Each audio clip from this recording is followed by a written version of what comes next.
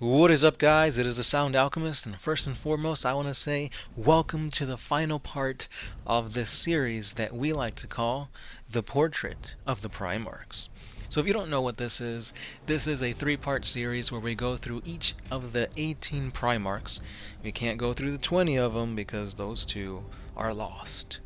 But anyway, we go through all these Primarchs, and we see the models that are available to them, both in the Horus Heresy Forge Road line, as well as the ones in the current timeline of Warhammer 40K. And on top of that, we also go through the artistic renditions of two artists and as to what they feel the Primarch should look like. Really awesome series. I really enjoy it. Hopefully you guys enjoy it too. Again, if you're just tuning into this part 3, this is the conclusion, so I highly recommend you guys check out the first two parts on this. It is under the playlist entitled Primarchs of 40K. So go ahead, check that out. We learn a little bit of it, I give you a little bit of my information, and you get to see just the awesome art of 40K. Again, all the links are down in the description, so if you want to buy yourself a Primarch, the Forge World link is there. If you want to look at more art from these two artists, again, links are in the description below. So without further ado, let's continue on. The next Primarch up is none other than Khal Drogo. Jagtai Khan. Jagtai Khan is one of the Primarchs that I feel is the most overlooked by GW. Not much lore is on him, you don't really see them pushing the White Scars Legion to get new things, but I think his design is really cool. He's one of those Primarchs that is very distinct. You see him and you instantly know, boom, that's Jagtai Khan. That's the Great Khan. That is the Primarch of the White Scars. And again, he's one of the few Primarchs that doesn't have a sculpt yet for the Horus Heresy, so I really want to see that.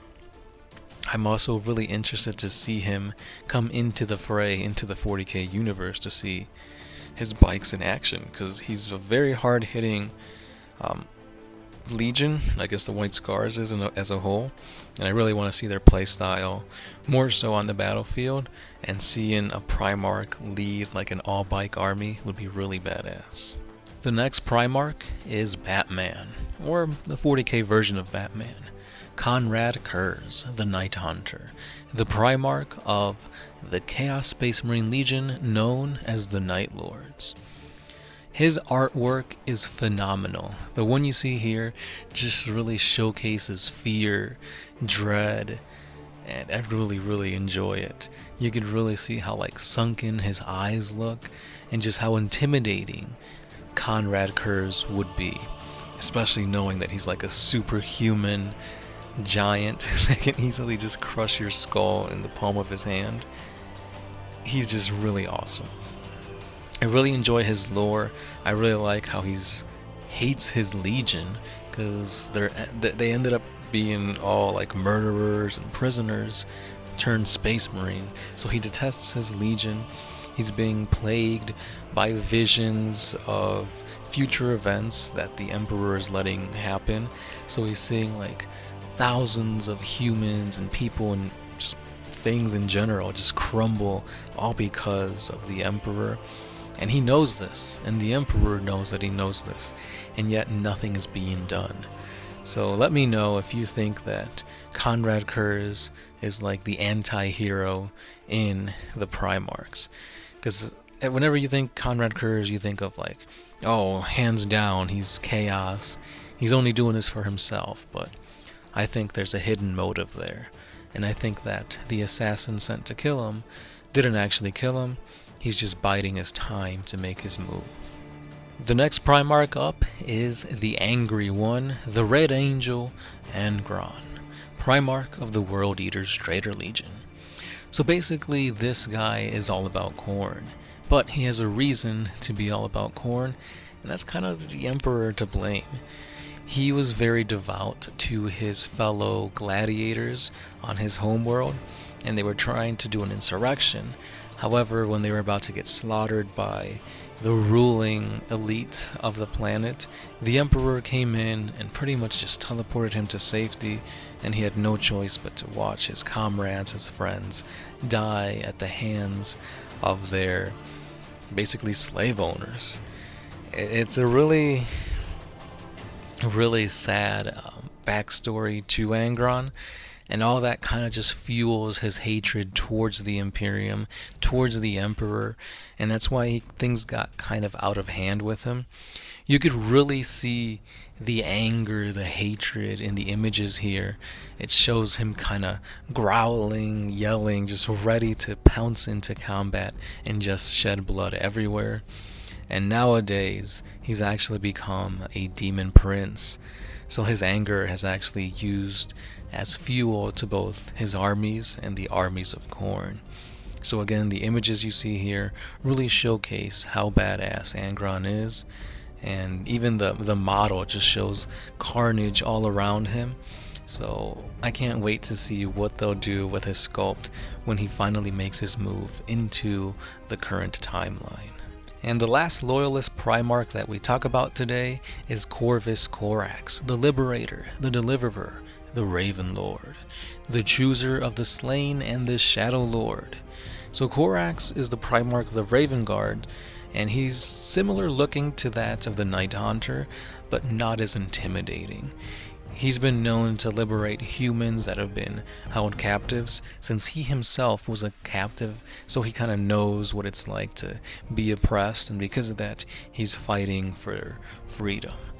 He's also got a very interesting trait that makes him invisible to others, which is really badass, because like usually you've got like perpetuals, or you got people that are good at psychic abilities that are Primarchs, but this guy can turn invisible. So I don't know, I feel like he's just a really badass character that I feel more people should look into the Raven Guard because of. I feel like they need more love, more support. So here's to Corvus Corax coming back into the 40K universe. And the last Primarch that was discovered by the Emperor, or perhaps it was the first, it is Alpharius/Omegon. Secrecy is what surrounds this Primarch or Primarchs. They are known as the Hydra, the threefold serpent, the final configuration, and the last Primarch. So basically, when the Emperor created this Primarch of the Alpha Legion, it was apparently known that he created twins. So because of this, Alpharius and Omegon are like two people, but they act as one. Drogo Dorn, I believe, fought against one of them, maybe even killed one. However, it's maybe Guilliman was the one that killed one of the two Primarchs. But the thing about these guys is that you don't know who's who, you don't know what's going on. They're not as tall as Primarchs. I think they're the same size as regular Space Marines, so because of that they could easily blend into their own legion, have stand-ins, and there's just so much secrecy, so much suspicion and mystery into not only the Primarch but also their legion that we don't know what's what. So the images you see here are just, it could be any Space Marine really, but they look pretty badass nonetheless. So with that being said, that brings us to the end of this video. If you guys like the images you see here, be sure to go down to the description and check out the DeviantArt as well as the ArtStation pages for these two artists. I've been really enjoying their artwork for a long time now, and I just thought this video would be a good time to kind of showcase all the Primarchs and kind of give you a little bit more insight as to what not just ourselves as viewers but as artists think that the Primarchs look like.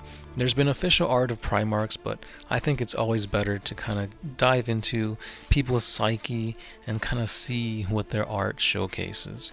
Because you could say, oh, this is what Guilliman looks like, but maybe that's not what you thought, and you're like putting in your own opinions, your own experiences of that Primarch into your own, and then boom, that's why you get this awesome piece of art.